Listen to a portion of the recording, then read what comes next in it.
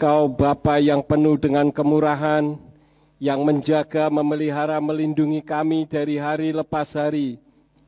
Hingga pada saat ini kami dapat kembali memuji dan meninggikan nama-Mu. Kami tahu bahwa itu adalah karena kasih Bapa Yahweh kepada kami. Kami telah memuji Engkau dan sekarang kami akan mendengar isi hati Tuhan.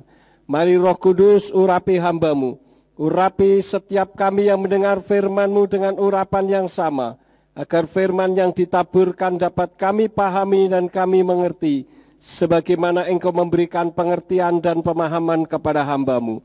Berikan juga kemampuan kepada kami, bukan hanya untuk mendengarkan firman-Mu saja, melainkan juga melakukannya di dalam kehidupan kami.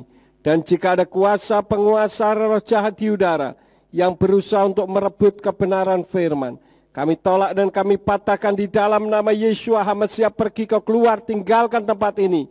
Tinggalkan setiap hati dan pikiran kami. Karena hati dan pikiran kami hanya kami tujukan bagi kebenaran firman saja. Mari Bapa berfirmanlah karena hamba-Mu siap mendengarkannya. Kami sambut firman-Mu demi nama Adonai Yeshua HaMasiah. Haleluya, semua yang percaya katakan amin. Shalom Aleichem. Puji Bapak Yahweh, Bapak Ibu Saudara sekalian, pada saat ini saya akan melanjutkan firman yang sudah saya sampaikan pada minggu yang lalu, yang saya beri judul Yeshua Jalan Kebenaran dan Hidup. Jadi kali ini saya akan menyampaikan seri yang kedua. Seri yang pertama saya membahas tentang Yeshua Jalan. Di dalam kitab Injil Yohanan atau Yohanes pasal 14 ayat yang ke-6, di dalam kitab Brit Kadasa atau Perjanjian Baru dalam bahasa Ibrani berbunyi, Wa yomer elai Yeshua, Anoki haderek, wa haemet, wa hakayim, wa islo yafo elha bilti al yadi. Yeshua berkata kepadanya, Akulah jalan dan kebenaran dan hidup. Tidak seorang pun datang kepada Bapa jika tidak melalui aku. Minggu yang lalu kita telah belajar tentang Yeshua yang mengatakan Anoki haderek.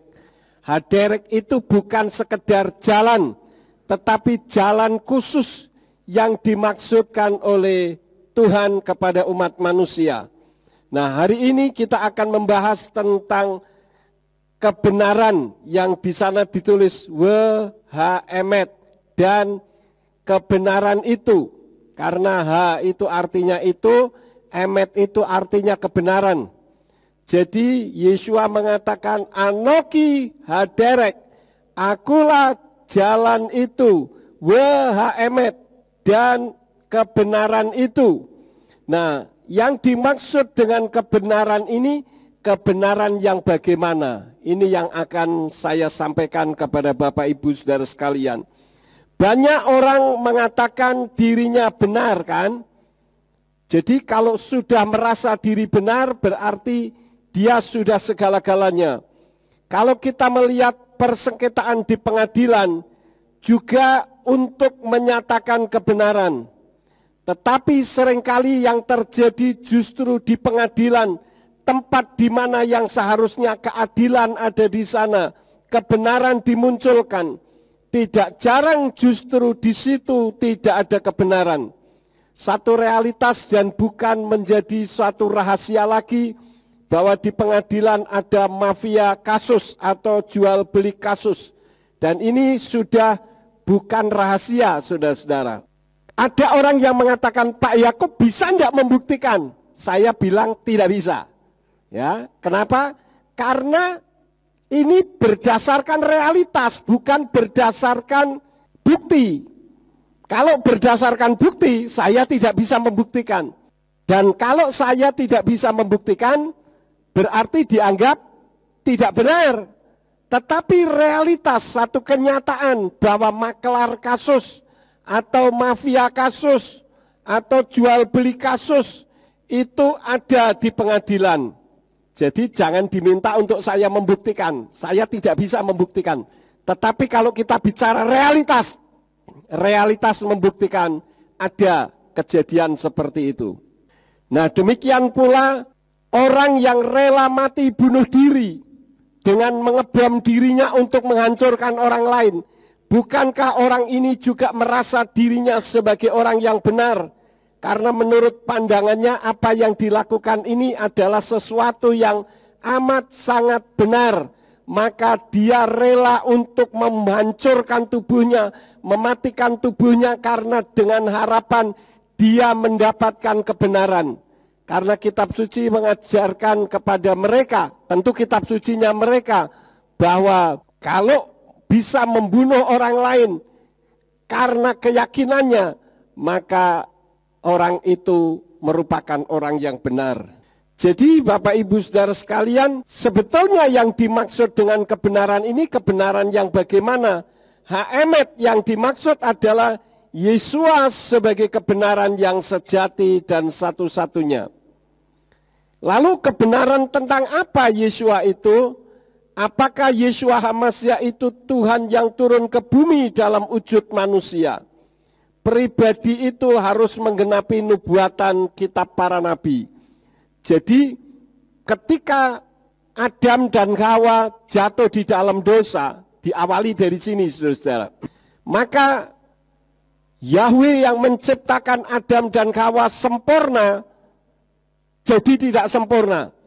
Karena Bapak Yahweh katakan semua buah dalam taman ini boleh kau makan buahnya. Tetapi satu yaitu buah pengetahuan hal baik dan jahat jangan kau makan buahnya.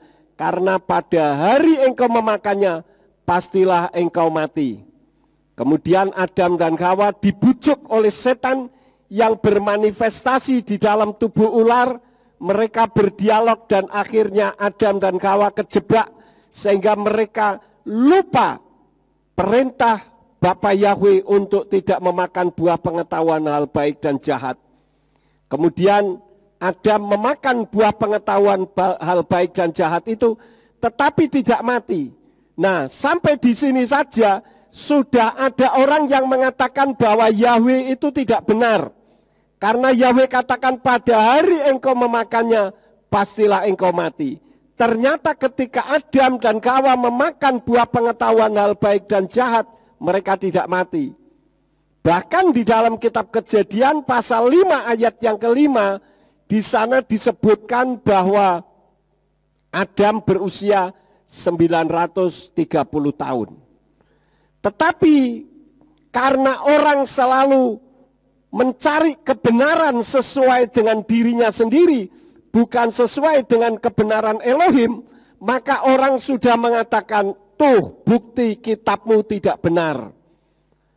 Tetapi kalau kita membaca di dalam kitab Brit Kadasa Perjanjian Baru berbahasa Ibrani, di sana dijelaskan bahwa satu hari di hadapan Elohim, satu hari di hadapan Tuhan, sama dengan 1000 tahun di hadapan manusia.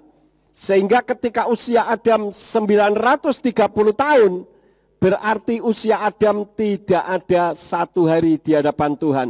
Maka apa yang Yahweh katakan, pada hari engkau memakannya, pastilah engkau mati, itu benar atau tidak? Benar saudara-saudara, ya.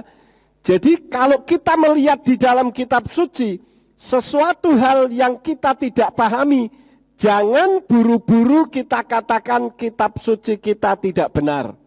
Kitalah yang tidak benar karena tidak mampu menyingkapkannya. Bukan membuat alasan. Seperti ketika ada orang ditanya, Yahweh katakan pada hari engkau memakannya pastilah engkau mati. Ternyata Adam dan Hawa tidak mati. Bahkan usianya 930 tahun di dalam Kejadian 5 ayat yang kelima.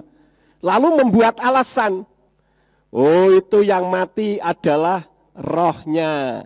Tidak bisa saudara-saudara, karena manusia bisa hidup itu karena ada roh kehidupan di dalam dirinya. Jadi kalau rohnya mati, berarti tubuh dan jiwanya ikut mati. Nah ini merupakan satu pembenaran, bukan kebenaran.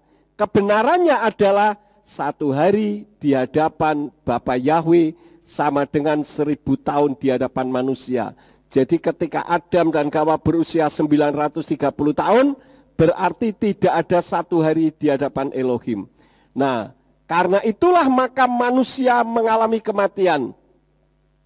Ketika manusia mengalami kematian, maka Tuhan mengalami kesulitan untuk berkomunikasi lagi dengan manusia karena manusia berdosa.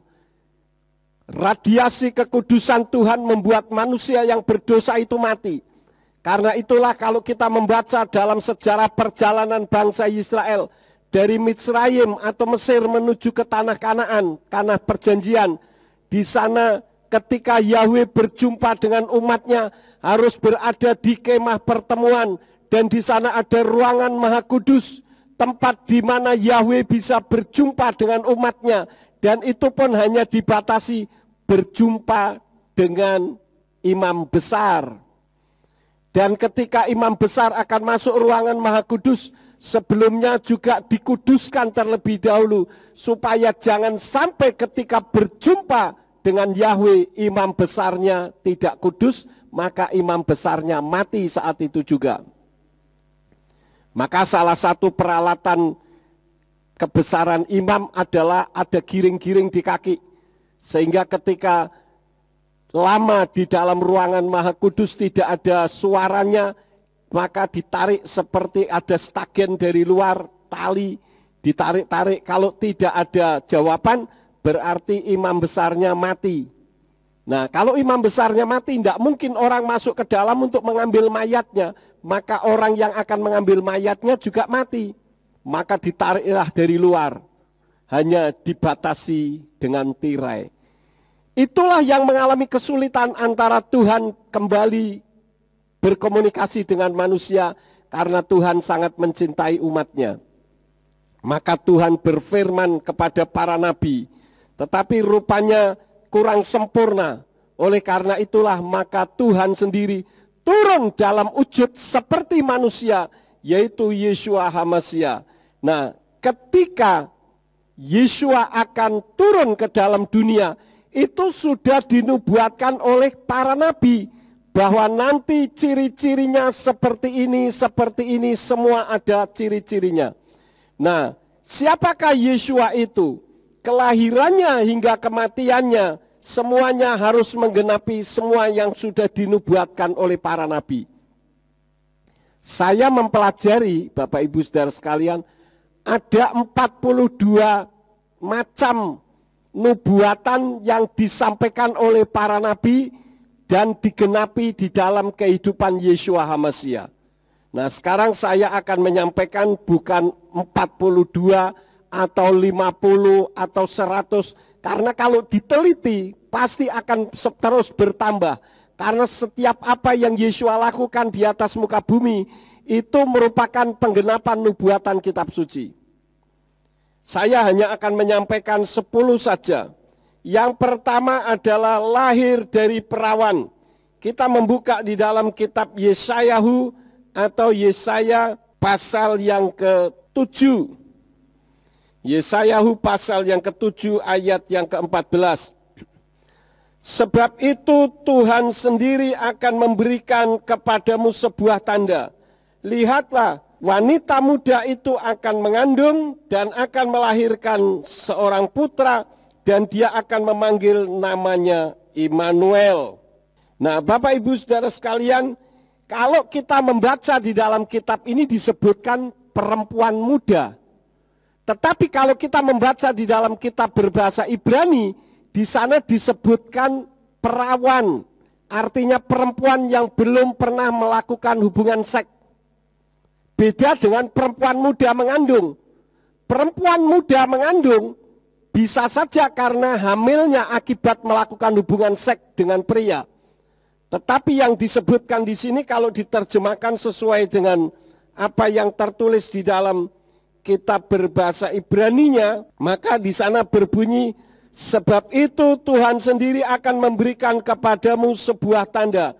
Lihatlah, seorang perawan akan mengandung dan akan melahirkan seorang putra, dan dia akan memanggil namanya Immanuel. Jadi yang dijadikan ciri adalah seorang perawan bisa hamil. Itu adalah salah satu nubuatan yang membuktikan bahwa Yeshua lah yang dimaksudkan oleh para nabi, sebuah kebenaran yang harus diyakini oleh umat manusia. Dan hal itu digenapi di dalam kitab Matius atau Matius pasal yang ke-1 ayat yang ke-23.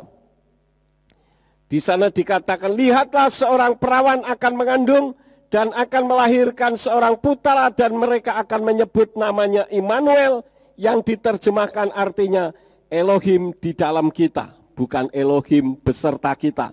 Karena Immanuel itu dari kata imuna, anahnu, Elohim. Elohim di dalam kita. Dan dia itulah Ruach HaKodes. Jadi Bapak Ibu Saudara sekalian, kita melihat satu kenyataan. Bagaimana Yeshua dilahirkan dari seorang perawan yang bernama Miriam. Miriam itu adalah seorang yang belum pernah melakukan hubungan sebagaimana layaknya suami istri, tetapi dia bisa mengandung, dan kitab suci katakan mengandung dari Ruach HaKodes, bukan dari hubungan spermatozoid dan ovum yang tercampur kemudian melahirkan zigot atau jabang bayi. Itu tentang kelahirannya. Jadi Yeshua terdeteksi. Inilah yang dimaksud kebenaran di dalam kitab suci. Makanya Yeshua mengatakan, Anoki Haemet, akulah kebenaran itu. Itu yang pertama. Yang kedua dari sukunya. Kita membuka di dalam kitab Kejadian pasal yang ke-49 ayat yang ke-10. Di sana dikatakan, tongkat kekuasaan tidak akan beranjak dari Yehuda, dan yang menentukan hukum dari antara kedua kakinya, sampai ketika Silo datang, maka ketaatan bangsa-bangsa adalah kepadanya.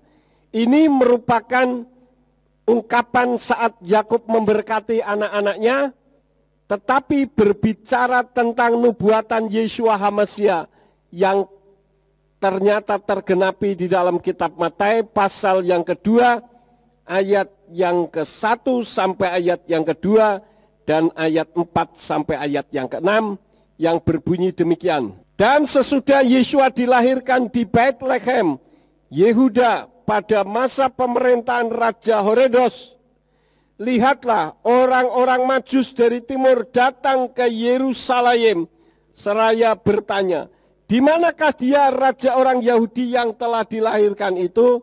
Karena kami telah melihatnya di timur dan kami datang untuk menyembah kepadanya. Ayat 4. Dan setelah mengumpulkan semua imam kepala dan para ahli kitab bangsa itu, ia meminta keterangan dari mereka di mana Mesias dilahirkan, dan mereka berkata kepadanya, di Bethlehem, Yehuda, karena demikianlah yang ditulis melalui seorang nabi.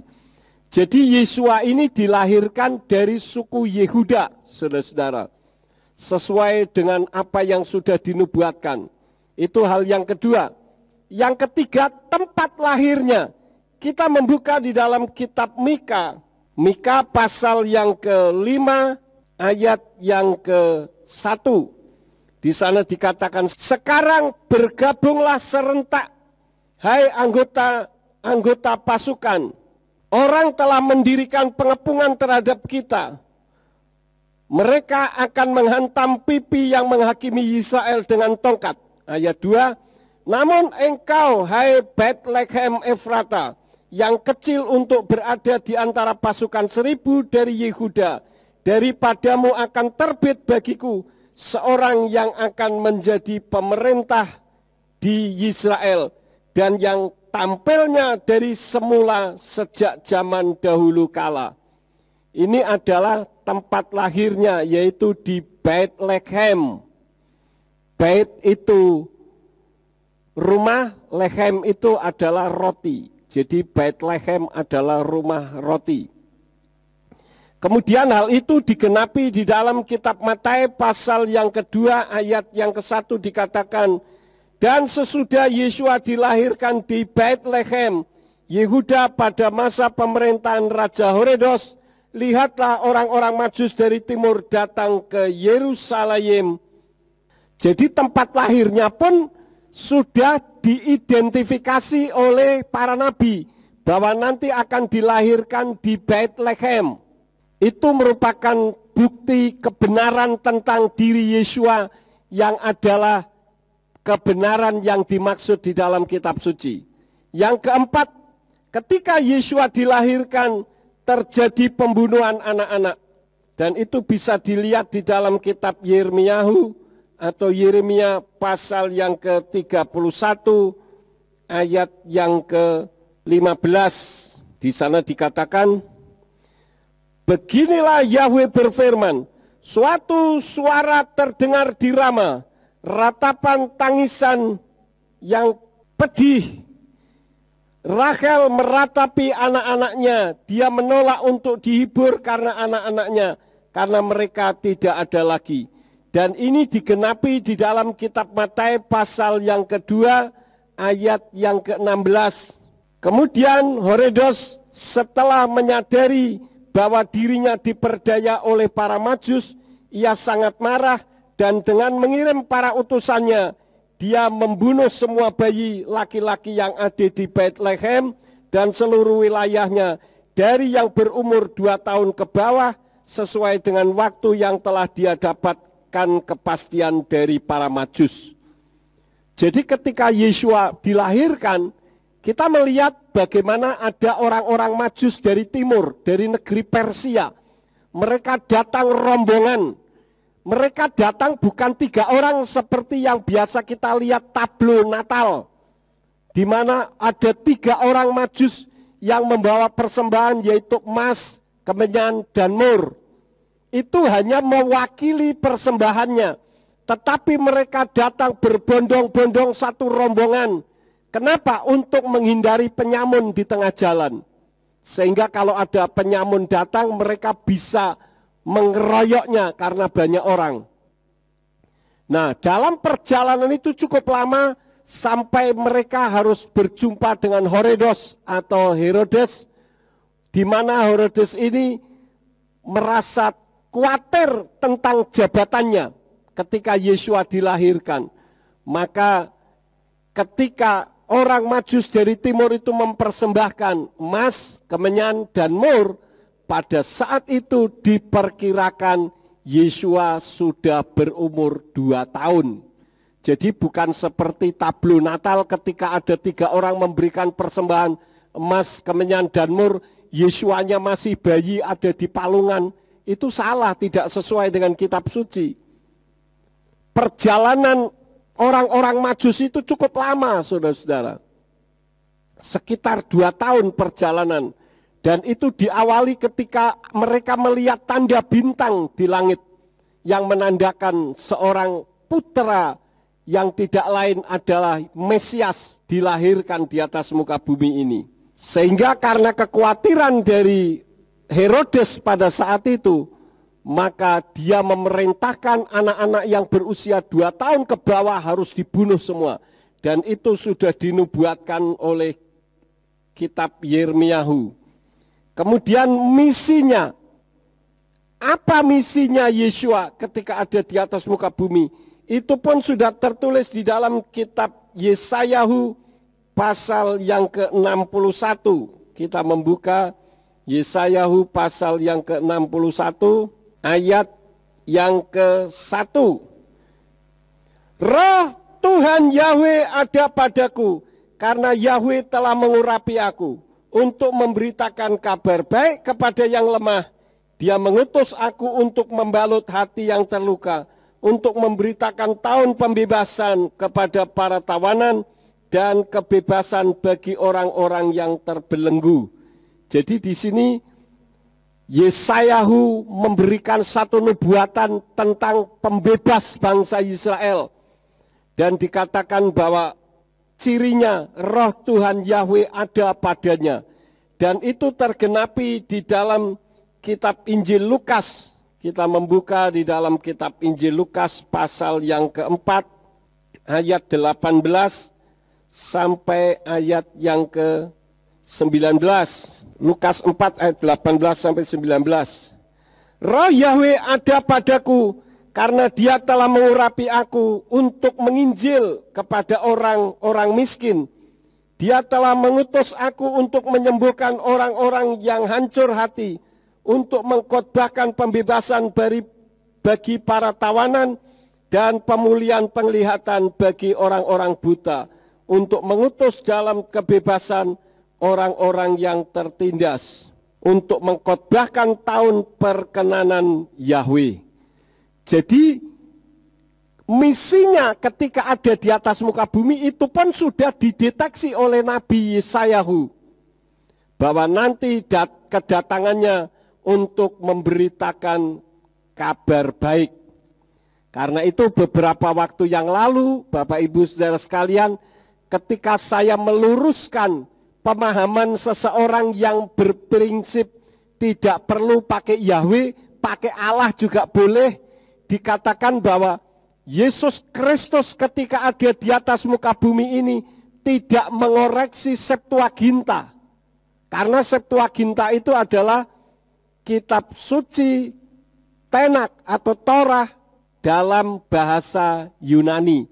Kenapa? Karena nama Yahweh di sana diganti menjadi Kurios. Ya, kenapa bisa diganti? Itu kan harus kita cari tahu alasannya. Karena memang di dalam huruf Yunani tidak mengenal huruf YHWH. Seperti di dalam kitab suci berbahasa Arab, mereka tidak bisa menyebut Yahweh, tetapi mereka menyebutnya Yahwah. Kenapa? Karena huruf Arab tidak mengenal vokal E. Jadi saya katakan bahwa Yeshua HaMashiach ketika lahir di atas muka bumi ini bukan untuk mengoreksi kitab Septuaginta. Kalau Yeshua mengoreksi Septuaginta, berarti Yeshua pun harus mengoreksi Talmud, Kabbalah dan sebagainya yang tidak sesuai dengan kitab suci. Bukan itu. Misi kedatangan Yeshua adalah memberitakan kabar baik. Injil itu artinya kabar baik. Jadi misinya ketika sudah dinubuatkan itu harus dipegang menjadi satu kebenaran. Kalau yang dilahirkan yang disebut Mesias yang adalah benar seperti yang ditulis di dalam kitab para nabi, berarti misinya dia memberitakan kabar baik. Dan Yeshua memberitakan kabar baik. Itulah kebenaran yang ada dalam diri Yeshua yang kelima. Yang keenam, dia akan dikhianati. Dan itu sudah tertulis di dalam kitab Mazmur pasal yang ke-41. Kita lihat ayat yang ke-10. Di sana dikatakan, bahkan orang kepercayaanku yang aku percaya kepadanya, yang makan rotiku telah mengangkat tumit melawan aku. Jadi Yeshua akan dikhianati oleh orang kepercayaannya sendiri. Sebagaimana kita ketahui Yeshua dikhianati oleh siapa, saudara-saudara? Yehuda Iskariot. Ya, bukan hanya Yehuda saja. Kalau Yehuda adiknya Yeshua, setelah Yeshua dilahirkan, Miriam kan melakukan hubungan suami istri dengan Yosef atau dengan Yusuf. Maka Miriam melahirkan anak-anak yang lain selain Yeshua. Salah satu di antaranya adalah Yehuda. Itu adik Yeshua. Tetapi tidak sedarah dan sedaging. Kenapa? Karena Yeshua dilahirkan dari Ruach HaKodes. Tidak ada benih spermatozoid dan ovum manusia. Dan itu tergenapi di dalam kitab Injil Lukas pasal yang ke-22.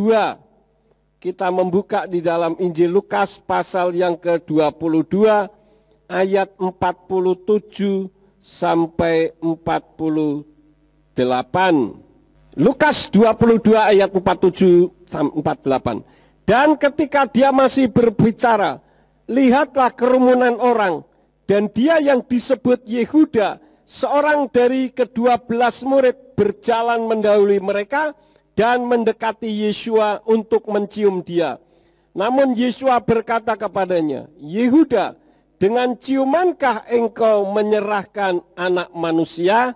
Jadi di sini kita melihat Yehuda Iskariot atau Yudas Iskariot adalah orang kepercayaan Yeshua, bukan hanya sekedar murid biasa. Karena ketika Yeshua melakukan misi di atas muka bumi, memberitakan Injil, memberitakan kabar baik, Yehuda Iskariot itu punya tugas sebagai bendaharawan, sebagai pemegang uang kas pelayanan Yeshua. Tetapi kitab suci mengungkapkan bahwa Yehuda Iskariot adalah orang yang suka mencuri uang kas. Dan bahkan dengan teganya dia mengkhianati gurunya. Dan itu sudah dinubuatkan di dalam kitab Mazmur. Artinya bahwa inilah pribadi yang benar, yang benar-benar sudah dinubuatkan di dalam kitab suci. Kemudian kebenaran yang ketujuh tentang Yeshua dibenci tanpa alasan. Dan itu bisa kita lihat di dalam kitab Mazmur pasal yang ke-35 ayat yang ke-19. Di sana dikatakan, jangan biarkan musuh-musuhku yang penuh tipu daya itu bersukaria atasku. Jangan biarkan mereka yang membenci aku tanpa alasan mengedipkan mata. Ini merupakan nubuatan bahwa Yeshua itu nantinya akan dibenci tanpa alasan. Dan itu tergenapi di dalam kitab Injil Yohanes pasal yang ke-15 ayat 24 sampai 25. Di sana dikatakan, jika aku tidak melakukan di antara mereka pekerjaan-pekerjaan yang tidak seorang lain pun melakukannya, maka mereka tidak mempunyai dosa. Namun sekarang pun mereka telah melihat dan mereka telah membenci, baik aku maupun Bapakku. Namun supaya dapat digenapi firman yang telah tertulis di dalam Torah mereka, mereka membenci aku tanpa alasan.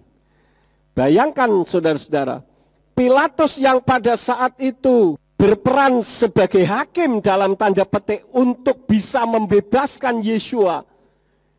Dia menyadari bahwa Yeshua orang benar dan tidak bersalah. Tetapi dia tetap memberikan hukuman, yaitu hukuman mati. Artinya Yeshua dibenci tanpa alasan. Karena itu ketika Pilatus menanyakan kesalahan apa atas orang ini, mereka tidak mau peduli. Pokoknya salibkan dia. Pokoknya salibkan dia. Begitu. Nah, karena Pilatus tidak ingin terjadi huru hara, maka dia mengabulkan, sehingga dia mencuci tangannya. Karena dia tahu bahwa orang yang ada di hadapannya tidak layak untuk dihukum mati, bahkan dihukum ringan pun tidak, karena dia adalah orang yang benar. Kemudian Yeshua disalib bersama dengan orang berdosa. Dan itu pun sudah menggenapi di dalam kitab Yesayahu pasal yang ke-53 ayat yang ke-11 sampai ayat yang ke-12. Di sana dikatakan, melalui jerih lelah jiwanya dia akan melihat, dia akan dipuaskan dalam pengetahuannya. Hambaku yang benar itu akan membenarkan banyak orang dan dia akan menanggung kejahatan mereka.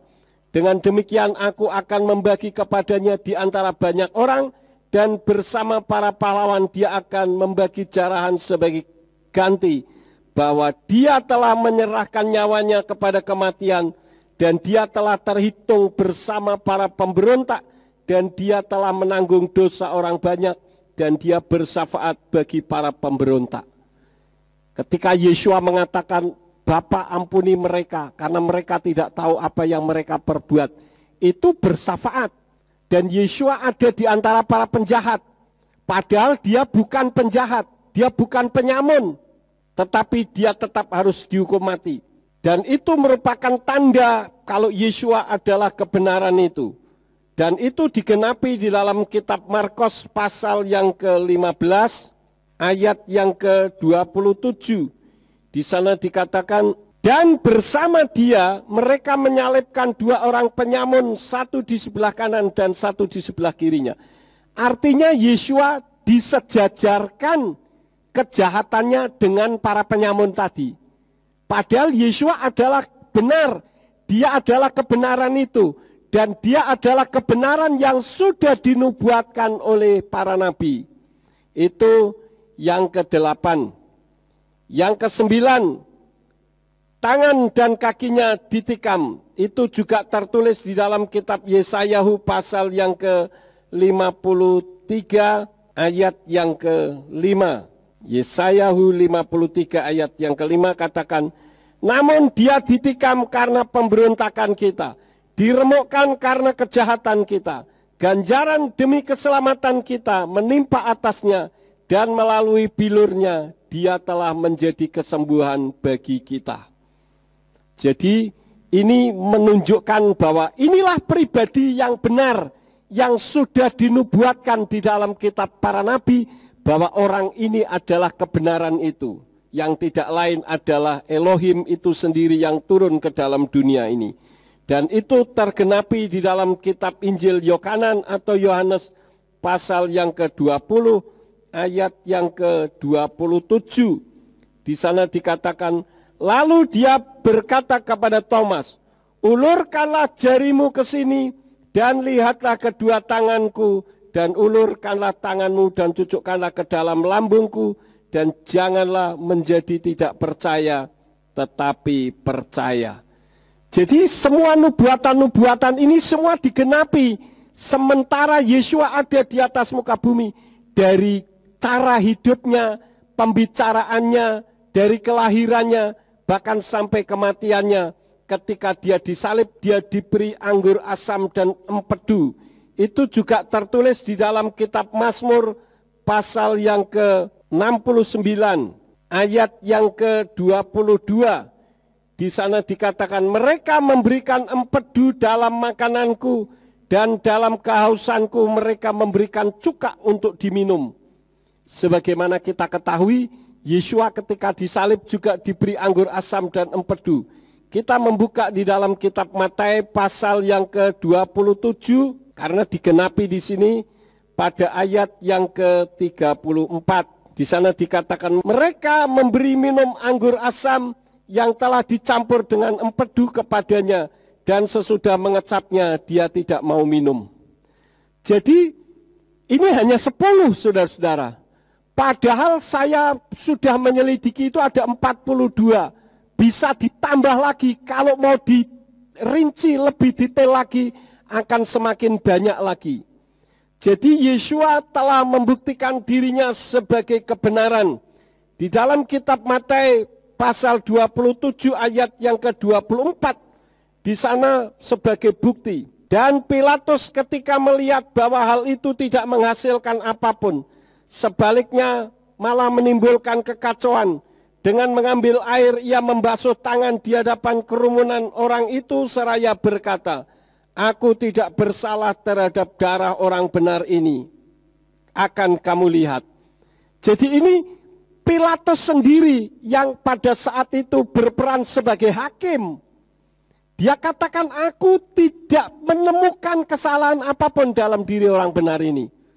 Dan dia mencuci tangannya sebagai wujud manifestasi, saya tidak mau tahu dengan orang ini, itu urusanmu, kira-kira seperti itu. Dan itu pun ditulis lagi di dalam Kisah Rasul pasal yang ke-3 ayat yang ke-13. Elohimnya Abraham dan Yitzhak dan Yakub, Elohimnya leluhur kitalah yang telah mempermuliakan putranya Yeshua. Dialah yang telah kamu serahkan dan sangkal di hadapan Pilatus, yang telah memutuskan untuk membebaskannya.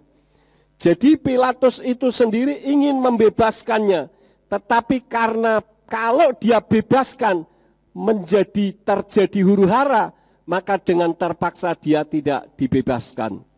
Artinya apa? Yeshua dipersalahkan bukan karena melakukan kesalahan, tetapi dibuat bersalah. Tujuannya apa? Supaya orang bersalah, supaya orang berdosa dibebaskan. Kita melihat ketika Yeshua akan disalib, semua orang katakan, salibkan dia, salibkan dia. Siapa yang dibebaskan? Orang yang seharusnya mati disalib, yaitu Barabas, ya. Jadi Bapak Ibu saudara sekalian, Barabas yang seharusnya mati, dia hidup karena Yesua menggantikan kedudukannya. Bisa dipahami sampai di sini.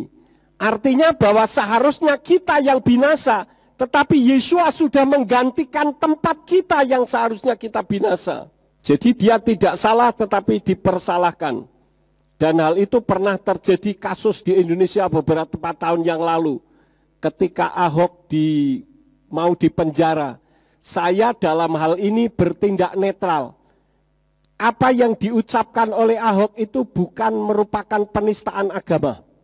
Kalau ditinjau dari sudut bahasa Indonesia, tentu dengan tata bahasa yang benar. Tetapi karena ini sudah ada unsur politis, ada tekanan, maka hakim tidak berani mengambil keputusan ya di atas ya, tidak di atas tidak. Akhirnya apa? Orang yang tidak bersalah harus dipersalahkan dan harus masuk penjara. Ya memang kelemahannya dia adalah kalau ngomong tidak dipikir. Seharusnya dipikir dulu baru ngomong. Ini memang kelemahannya dia. Kemudian Bapak Ibu Saudara sekalian, mati, Yesua mati bagi manusia berdosa, agar manusia yang berdosa itu dibenarkan. Dan itu semua juga tertulis di dalam kitab suci. Kita membuka di dalam kitab Roma pasal yang kelima ayat 6 dan 7. Di sana dikatakan, sebab ketika kita masih lemah, Hamasya telah mati ganti orang-orang durhaka menurut saatnya. Sebab tidak mudah seseorang mau mati ganti orang benar. Karena boleh jadi ganti orang baik seseorang bahkan berani mati. Kalau misalkan ada seseorang yang suka memberi uang kepada saudara, karena orang itu berbuat baik kepada saudara, banyak orang mau mati. Tetapi kalau untuk orang benar belum tentu mau. Tetapi Yesua yang benar, dia mau menjadi tidak benar. Dan Yesua harus mati. Kenapa Yesua harus mati? Agar dia menjadi Tuhan atas orang-orang mati juga.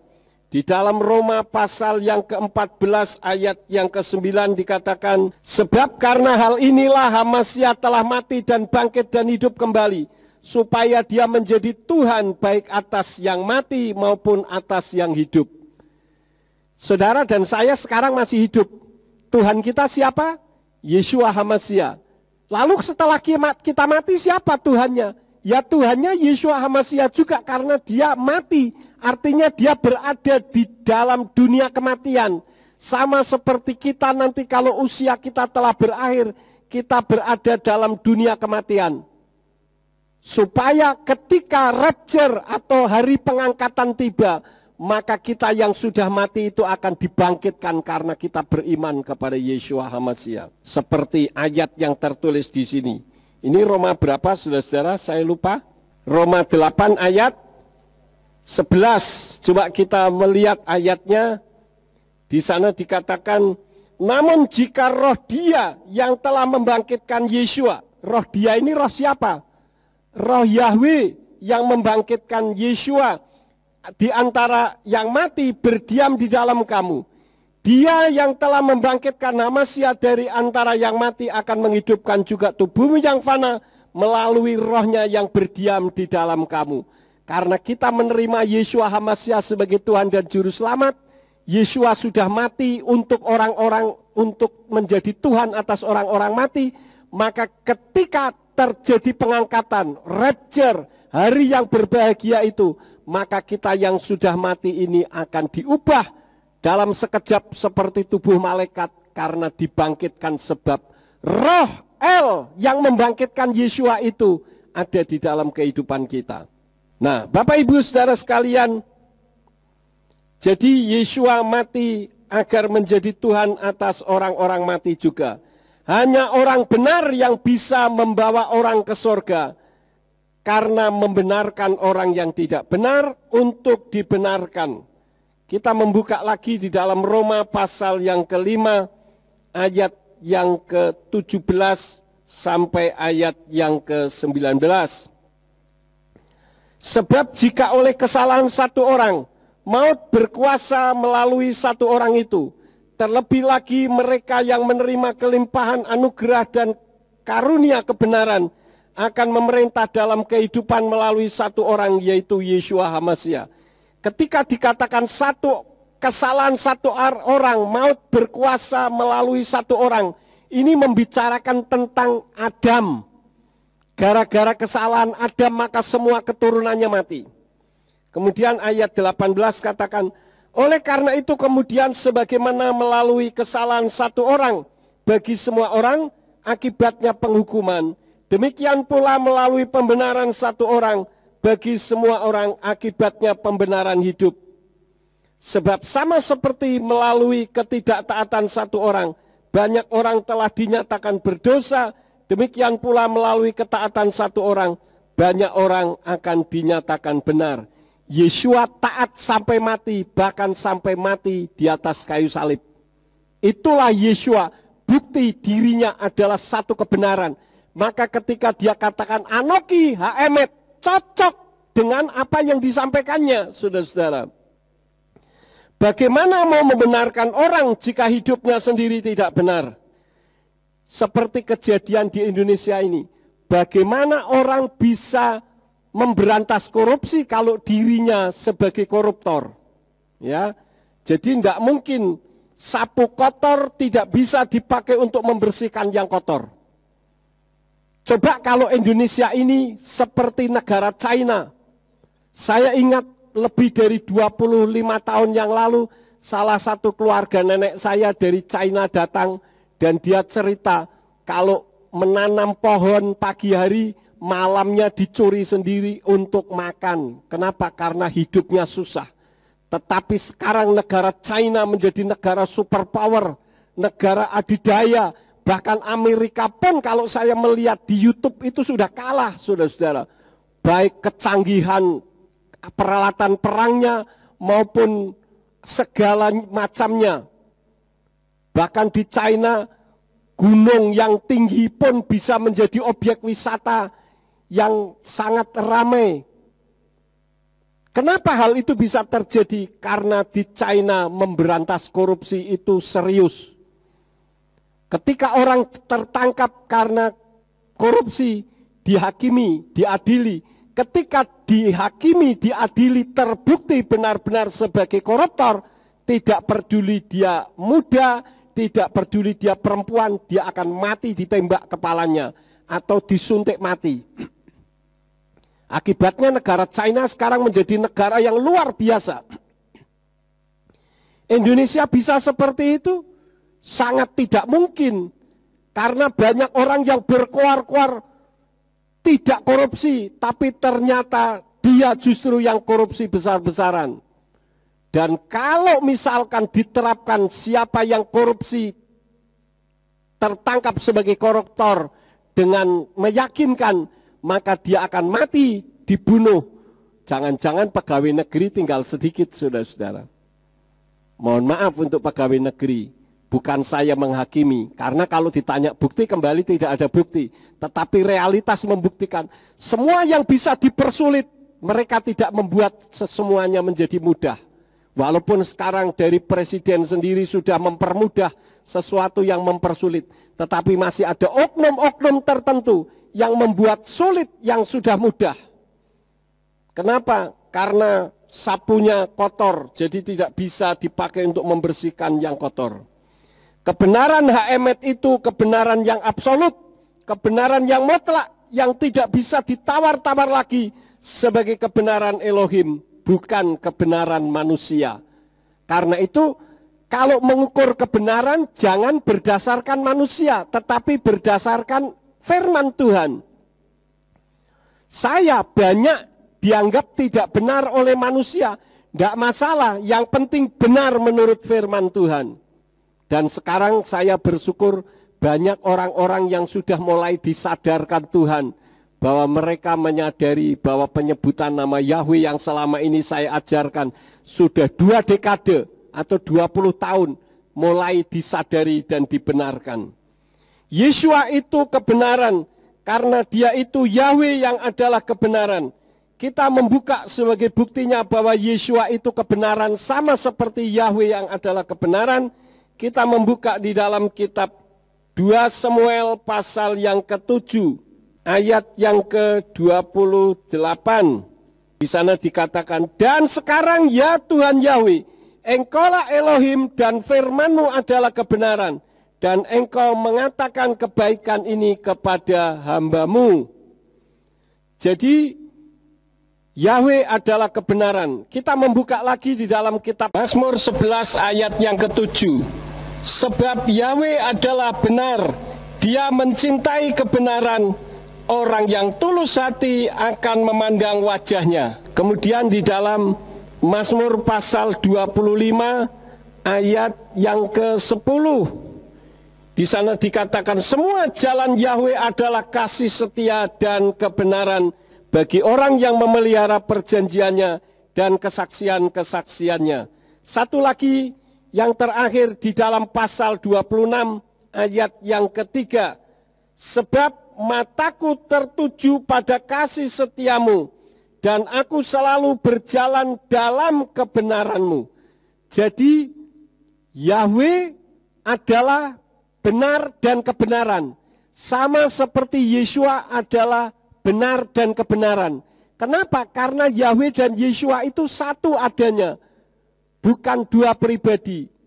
Bapa, Putra, dan Ruach HaKodes adalah satu pribadi dalam tiga fungsi atau tiga manifestasi.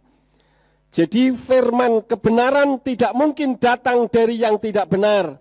Kalau orang tidak benar bisa saja mengeluarkan sesuatu yang sepertinya benar. Jadi kalau yang benar pasti mengeluarkannya yang benar. Tidak mungkin yang benar akan mengeluarkan yang tidak benar. Tetapi kalau yang tidak benar dia bisa mengeluarkan yang benar untuk menutupi ketidakbenarannya. Itulah manusia, saudara-saudara, yang seringkali menuntut orang lain karena nama baiknya merasa tercoreng, padahal namanya sudah tercoreng-moreng, saudara-saudara. Kenapa dia menuntut? Karena untuk menunjukkan bahwa dirinya benar, padahal dia tidak benar. Nah, inilah firman yang saya taburkan kepada Bapak Ibu Saudara sekalian, bahwa Yeshua adalah kebenaran. Anoki ha-emet, akulah kebenaran itu. Artinya yang menjadi tolak ukur mutlaknya bukan kebenaran berdasarkan manusia, tetapi berdasarkan firman dan berdasarkan Tuhan itu sendiri. Kiranya firman Tuhan ini akan memberikan pengertian baru di dalam kehidupan kita untuk kita tetap hidup di dalam kebenaran. Bapa Yahweh memberkati. Amin. Mari kita bangkit berdiri bersama-sama.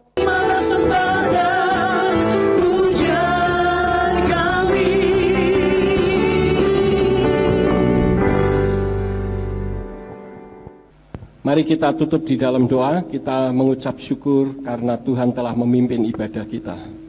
Kami mengucap syukur kepadamu Bapa Yahweh, Engkau yang telah memimpin ibadah kami dari awal sampai dengan akhirnya. Kami semakin tahu bahwa Engkau adalah kebenaran, seperti Yeshua adalah kebenaran karena Engkau adalah Elohim yang benar dan Yeshua itu Yahweh adanya.